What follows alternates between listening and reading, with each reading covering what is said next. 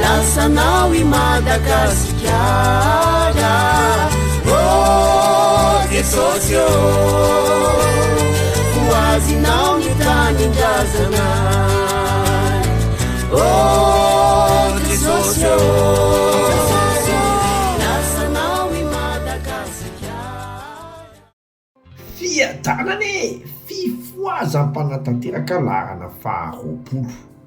Soratra masina maiangatsika dia ny Isaia 40 andiny fahenina tapambisy ny andiny fafito ny anaran'i Jesosy hoe ianareo izay mpampahatsiaro an Jehovah aza mitsahatra ary aza mitsahatra mandra-panao ny amin'ny Madagasikara ho mafy orona sy ho deraina amin'ny tany. Fanaona ny Madagasikara satria voasoratra ao Isaia 40 andiny fahafolo fa ny nosy dia natokana hiderana izany efa hiderana amin'ny tany. Ndo ampatsiaro an'Andriamanitra tsika mandrapatonga fifoazam-panatanteraka ary hiasa amin'ny fombany izy. Mino fiadanane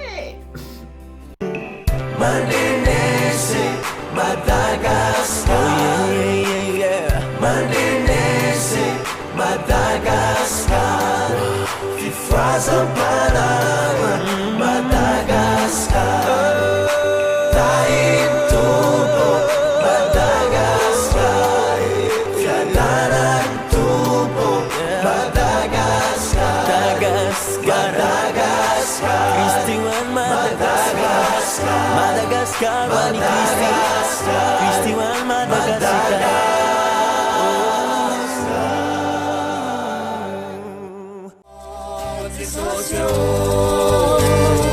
Lasanao I Madagasikara, oh Jesosio,